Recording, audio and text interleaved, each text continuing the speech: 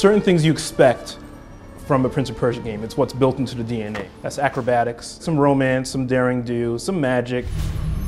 You expect to be transported. The Prince of Persia stories always hark back to a kind of a Middle Eastern, Persian, mythological storytelling. Zoroastrianism, like the Persian religion, was certainly a core influence. The milieu of the Prince of Persia games is always, just this sense of what's exotic. What's Persia? It's sort of a cool word. There's Persian cats, there's Persian sweaters, I think. It really resonates with that feeling that you're inside like a legend or a fairy tale or a storybook of some kind, like you're inside Arabian Nights. Something about the game when you see it in action for the first time that you think, I really want to be in that world. Elika, it is finished! Prince of Persia, above all other games, has always had a really interesting, kind of epic, compelling storyline.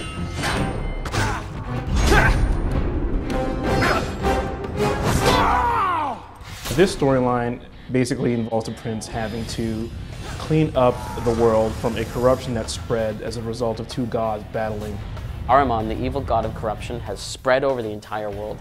Elika enlists the prince's help to drive the corruption out of the entire world, thus finally re-imprisoning Ahriman and, winning the game. It would be great if you could see corruption in the real world. If you were like, oh, black, oily, gelatinous blob, get away from me. You are no good for me. Maybe our country would be in a much different place if we had that. Prince of Persia takes that concept of the light and the dark, the good and the evil, and actually manifests it physically by taking the environments that you play in and covering them with sort of a dark, corrupt haze. There is no life in this world. Everything is gone. We really wanted you to feel that evil and that corruption in this world. We're cleaning out black crude oil, I guess you could say, from the world and making it a green, lovable place. The environments are really different than you kind of see in traditional video games. It looks amazing. It looks like literally like you're playing through a watercolor painting. Like a graphic novel.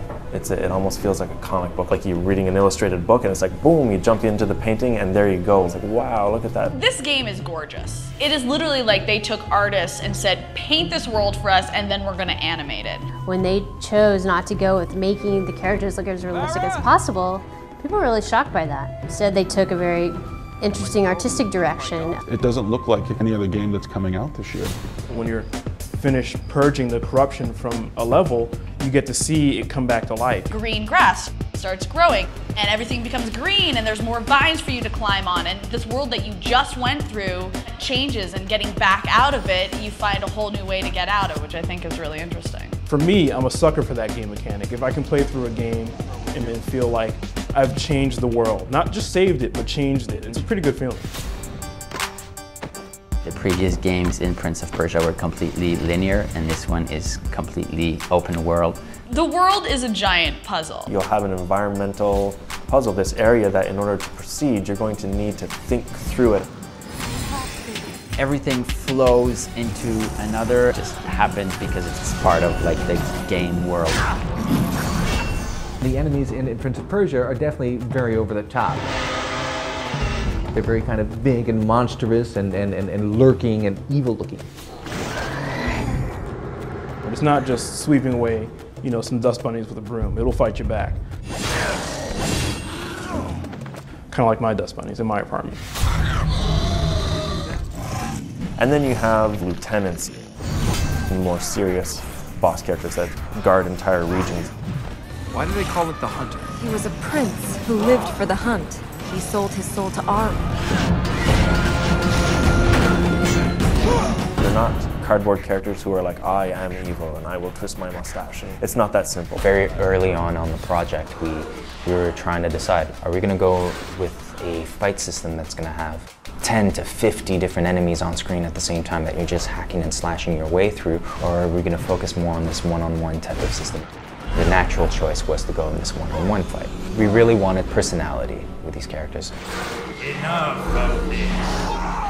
I like that. I like the intimacy of the conflicts. Knowing your enemy a little bit and seeing some real personality coming out just adds a whole other level of tension that feels more heroic to me. You're not just fighting guy after guy after guy. You're part of a story as opposed to part of a game. And you're doing it in sandals.